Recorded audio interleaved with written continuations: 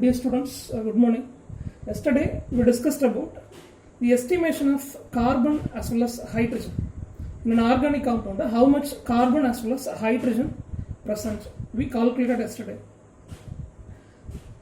Today we are going to discuss about estimation of sulfur, estimation of halogen and estimation of phosphorus. So these heteroatoms are going to be discussed. Sulfur, halogen as well as phosphorus. So in all the three estimation process, we are going to follow the Carius method. Okay. So Carius is the name of a scientist. So using Carius method, we are going to estimate amount of sulfur, halogen and phosphorus present in an organic compound. The experimental arrangement in Carius method is, we take a glass tube.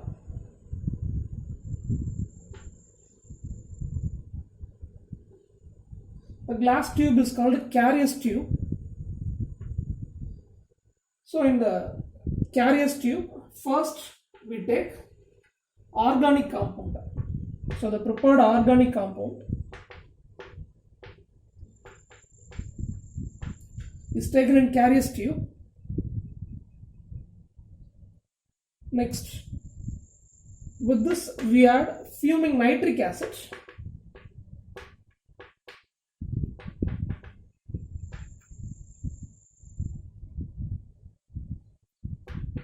We heat this mixture about 5 hours. So in a Carius tube, first we take organic substance, fuming nitric acid, then just seal this Carius tube. The Carius tube will be kept in iron tube. Okay. So to heat this mixture in the Carius tube, we just keep the Carius tube in iron tube. Approximately 5 hours we heat this mixture. So during this process, carbon present in the organic compound will be converted into carbon dioxide. So we take nitric acid as well as organic compound in the Carius tube. When we heat it, oxygen present in the atmospheric air will combine with the carbon. So carbon dioxide is formed. That means we eliminate the remaining elements present in the organic compounds. Carbon will be converted into carbon dioxide gas. And we know that hydrogen will be in the most of the organic compounds. So it is also oxidized to get moisture. Right? Water vapors are formed. Now all the organic compounds are having carbon, so which will be converted into carbon dioxide, and hydrogen atoms will be converted into moisture. So during the heating of this mixture, the carbon as well as the hydrogen atoms are removed as carbon dioxide as well as water molecules. Next, sulfur is present in the organic compound. It becomes sulfur dioxide. Again the sulfur dioxide will become sulfur trioxide. The sulfur trioxide will combine with this water vapors. It forms sulfuric acid. So these are all the reactions which are taking place in the estimation of sulfur. To find how much sulfur is present in an organic compound, we take a mixture of organic compound and fuming nitric acid in a Carius tube. The Carius tube is kept in an iron tube. We heat it for approximately 5 hours. And the carbon and the hydrogen elements present in the organic compounds are converted into carbon dioxide as well as water vapors. Remaining sulfur in the organic compound is finally obtained as a sulfuric acid liquid.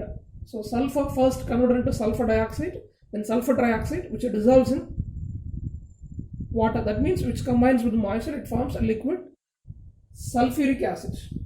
So after the formation of sulfuric acid, we have to make a small hole in the Carius tube, because Carius tube is in sealed position. So we make a small hole in the Carius tube, then only these unwanted gases will be eliminated. Remaining we will have sulfuric acid. So we will get what solution? We will get a sulfuric acid liquid.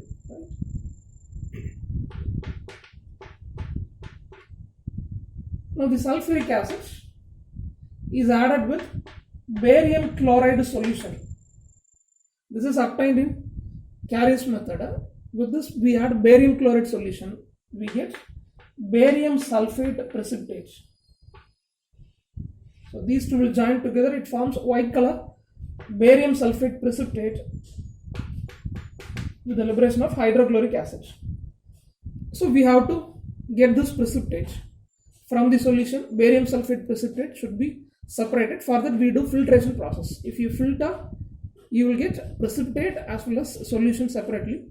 This filtrate will be washed, will be dried, then we have to take the weight of barium sulfate.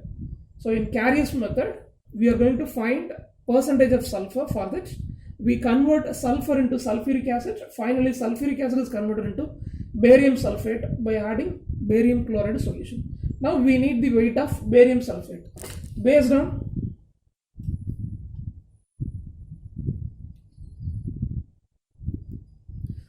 on the weight of barium sulfate, we can estimate sulfur.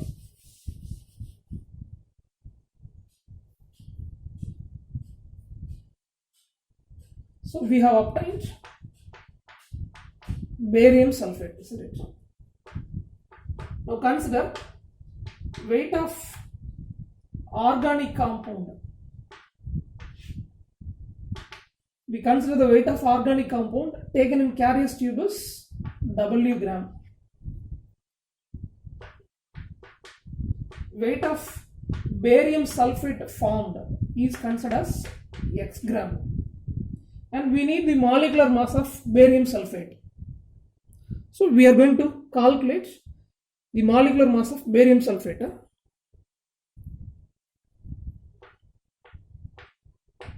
Atomic mass of barium 137 gram. Atomic mass of sulfur 32 gram. Oxygen 16 gram. Totally we have 4 oxygen atoms. So 64. So molecular mass of barium sulfate 233 gram. So 233 gram of barium sulfate contains how much gram of sulfur? 32 gram of sulfur.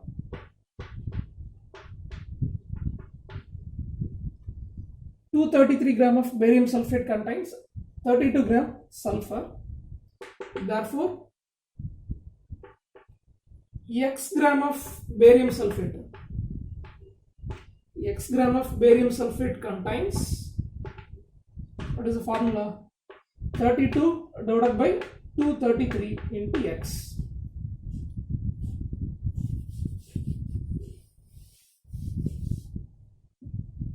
X gram barium sulfate contains this much sulfur. That means we take W gram of organic substance in Carrier's tube. So W gram of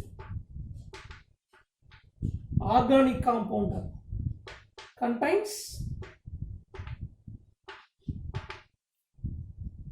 32 divided by 233 X by W gram sulfur, and we need the amount of sulfur in terms of percentage. So percentage of sulfur. Percentage of sulfur is equal to 32 divided by 233 X by W. You just multiply by 100. So you will get the percentage of sulfur. So Carrier's method is used to find the percentage of sulfur. Based on this, we have a problem.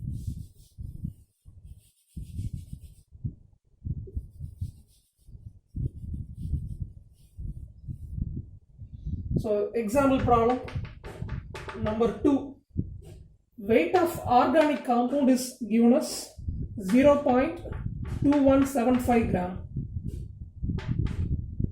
And weight of barium sulfate obtained, X value 0.5825 gram. We have to calculate the percentage of sulfur.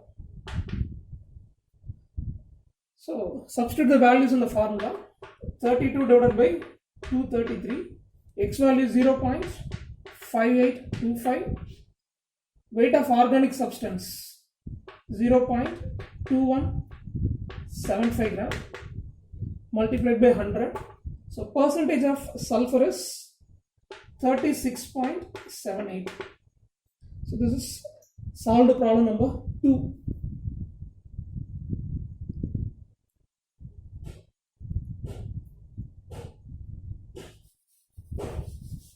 So we have completed 3 elements: estimation of carbon, hydrogen and sulfur.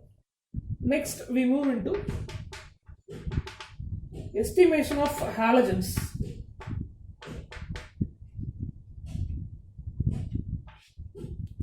We know that chlorine, bromine, iodine can be present in organic compound. So we are going to derive formula for each halogen. So method is the same method, Carius method. So all the 5 more questions. Write a note on Carius method of estimating sulfur, estimating halogens and estimating phosphorus. All the 3 are 5 more questions. So in Carius method, as usual, we will take organic compound in the Carius tube along with fuming nitric acid. With this we add silver nitrate.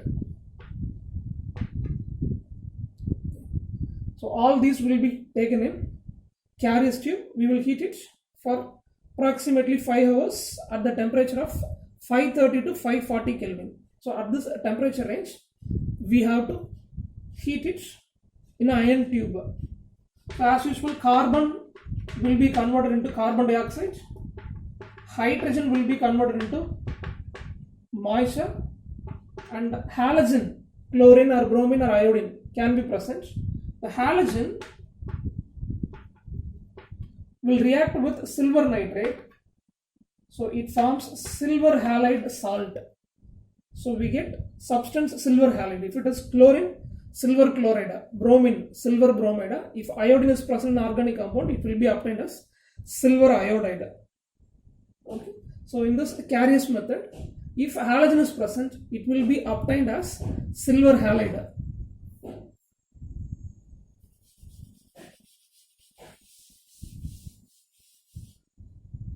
The silver halide is formed if the halogen is chlorine. If chlorine is present in the organic compound, silver chloride will be formed, right? So calculation: weight of organic compound is taken as W gram, weight of silver chloride precipitate formed is taken as A gram, and we need the molecular mass of silver chloride. Atomic mass of silver 108 gram, atomic mass of chlorine 35.5 gram. So molecular mass of silver chloride is 143.5 gram.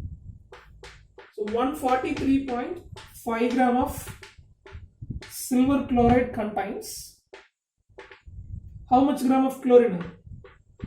35.5 gram chlorine. Therefore, A gram of silver chloride contains 35.5 divided by 143.5 into A. So this is the formula. A gram of silver chloride contains how much?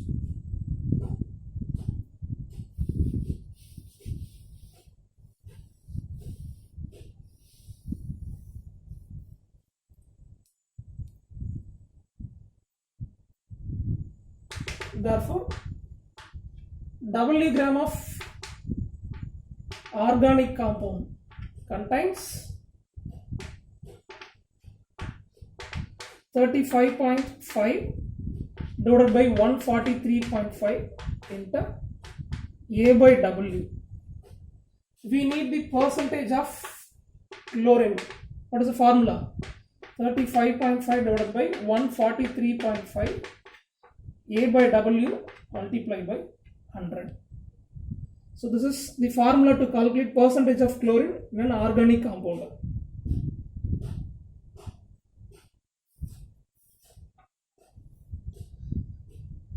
So take a solved example number 3.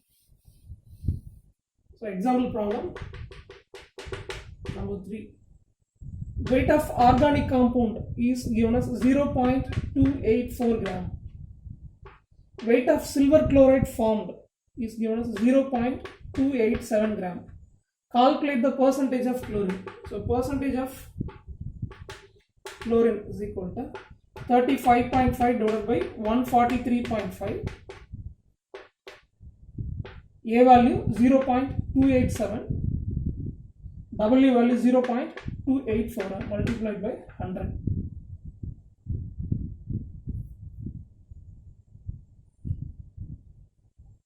So the answer is 24.98%. So this is solved problem number 3. So there are 3 halogen atoms. Chlorine or bromine or iodine can be present in organic compound. So we have completed estimation of chlorine. Estimation of bromine means in Carrier's method silver bromide will be formed. We need the molecular mass of silver bromide. Silver atomic weight 108, bromine atomic weight 80. So molecular mass of silver bromide 188. So 188 gram of silver bromide contains 80 gram of bromine. Therefore, we take amount of or weight of silver bromide formed as B gram. So B gram of silver bromide contains 80 divided by 188 into B. That means W gram of organic substance. W gram of organic compound contains 80 divided by 188 B by W. And we need the percentage of bromine.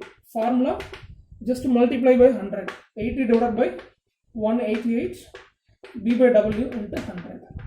So this is the method of estimating bromine in organic compound. So 2 halogen atoms we have completed. Next one, iodine. How can we estimate iodine? So if iodine is present in the organic compound, it will be settled as silver iodide. Amount of or weight of silver iodide formed is taken as C gram, and we need the molecular mass of silver iodide. For that, atomic mass of silver 108, atomic mass of iodine 127 gram. So molecular mass of silver iodide is 235 gram. So 235 gram of silver iodide contains 127 gram iodine. Therefore, C gram silver iodide contains how much? So 127 divided by 235 multiplied by C. That means W gram of organic compound contains 127 divided by 235 multiplied by C by W. So we need the percentage of iodine. So just to multiply this by 100. So 127 divided by 235 multiplied by C by W into 100. So this is the method of estimating iodine. So we have completed estimation of sulfur and estimation of halogens. So using Carrier's method, we have obtained a formula to calculate the percentage of sulfur as well as halogens. Third one is estimation of phosphorus.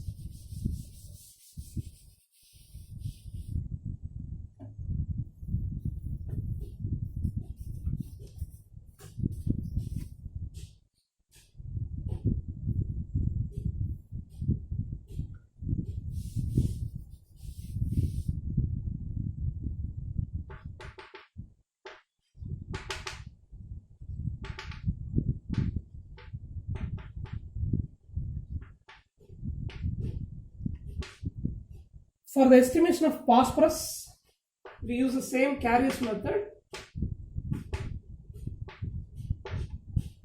So in this method, two substances can be used.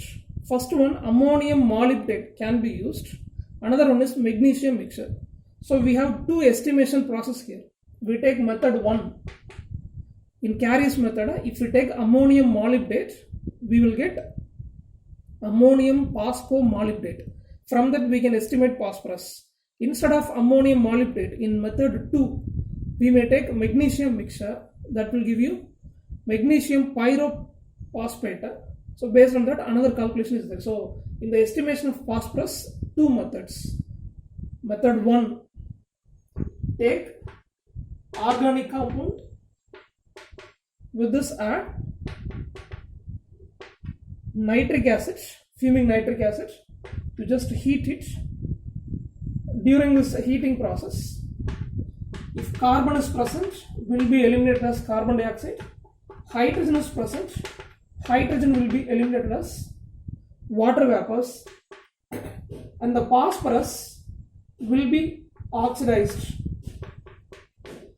and finally it will become phosphoric acid. Okay. So H3PO4, if phosphorus is present, the phosphorus will be finally obtained as phosphoric acid. So with this phosphoric acid, we are going to add ammonium molybdate. First method, addition of ammonium molybdate. Second method, addition of magnesium mixture. Okay.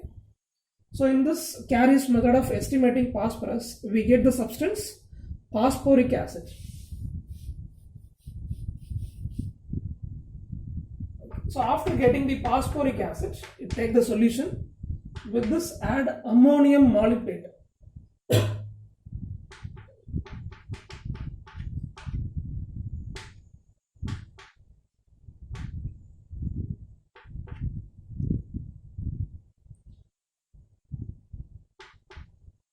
So 12 molecules of ammonium molybdate. With this, we add concentrated nitric acid. So again we heat it. So after getting phosphoric acid from the Carius method, we just add 12 molecules of ammonium molybdate and 21 molecules of nitric acid. We just heat it. It forms ammonium phosphomolybdate.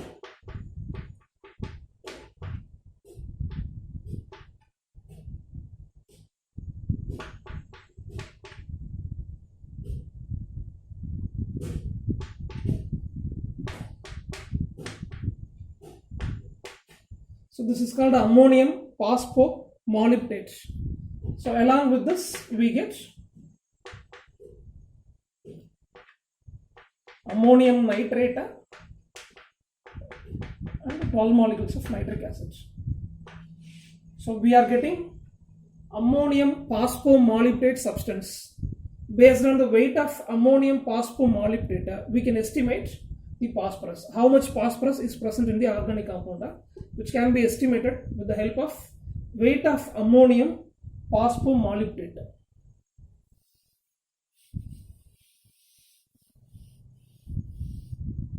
So as usual, we take weight of organic compound as W gram and the weight of ammonium phosphomolybdate as X gram. Now we need the molecular mass of ammonium phosphomolybdate. Molecular mass of ammonium phosphomolybdate can be calculated.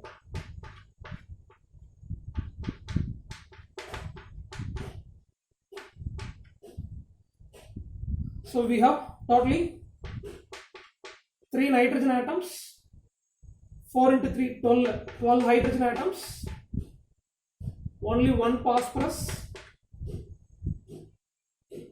4 oxygen atoms here, 12 into 3, 36 oxygen atoms. So here 36, here 4, totally 40 oxygen atoms. 4 oxygen atom here, 12 into 3, 36.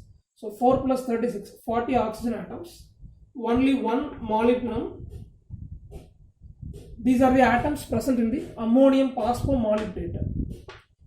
So nitrogen atomic mass 14 gram, hydrogen atomic mass 1 gram, atomic mass of phosphorus 31, atomic mass of oxygen 16 gram, atomic mass of molybdenum 96 gram.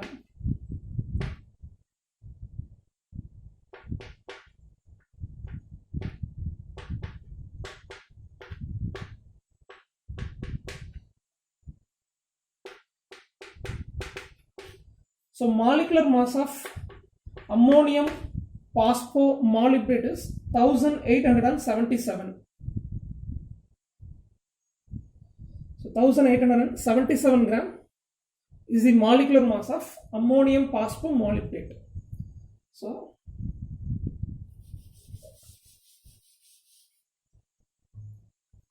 (1877 gram of ammonium phosphomolybdate contains how much gram of phosphorus?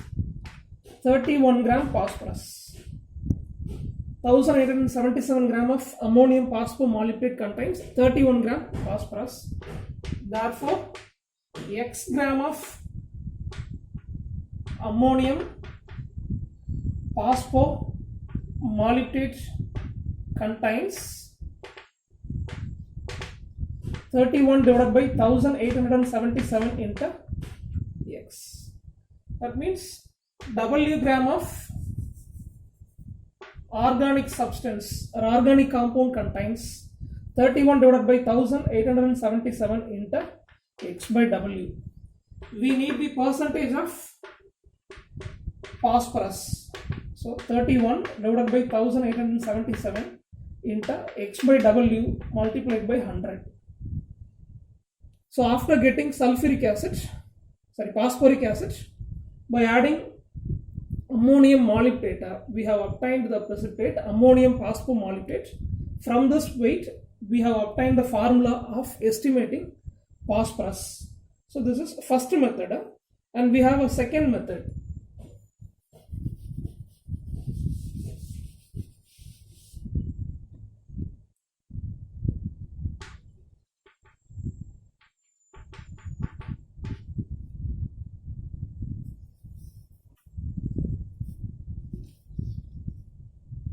So in second method, the phosphoric acid obtained in Carey's method will be added with magnesia mixture. So one more question, what is magnesia mixture? This is a mixture of magnesium chloride, ammonium chloride and ammonia. So this mixture is called the magnesium mixture, and which is heated. So when we heat it, first it forms magnesium ammonium phosphate.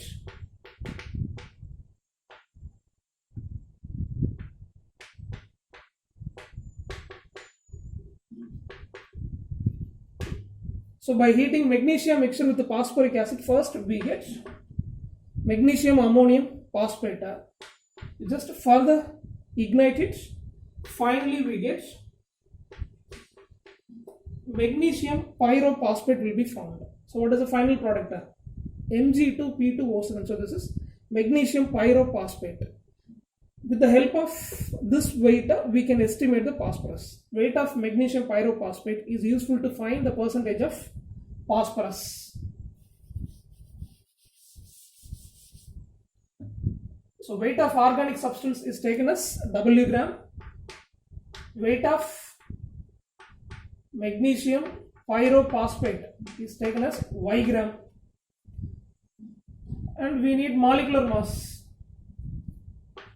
So 2 magnesium atom, 2 phosphorus atoms and 7 oxygen atoms. And the atomic mass of magnesium 24, phosphorus 31, oxygen 16. So molecular mass of magnesium pyrophosphate is 222 gram. So 222 gram of magnesium pyrophosphate contains 62 gram phosphorus, because phosphorus is in terms of what? Subscript with the 2. So 62 gram of phosphorus is present in 222 gram of magnesium pyrophosphate. Okay. So 222 gram of magnesium pyrophosphate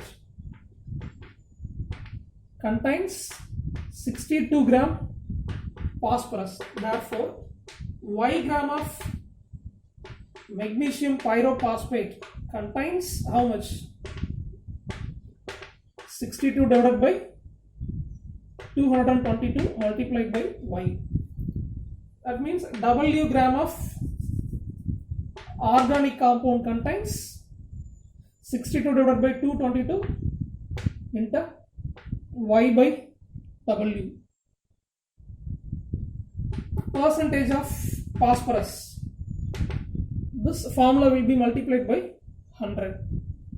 So 62 divided by 222 into Y by W into 100. So this is the formula to calculate percentage of phosphorus in an organic compound. Based on that, we have a solved problem. Problem number 4.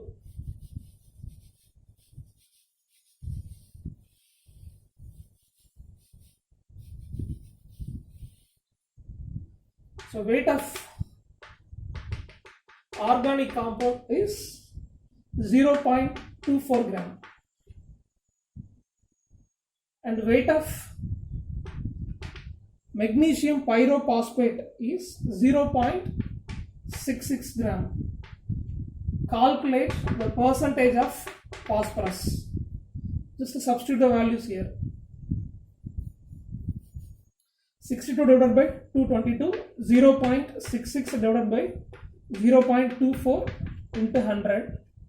So percentage of phosphorus is 76.8.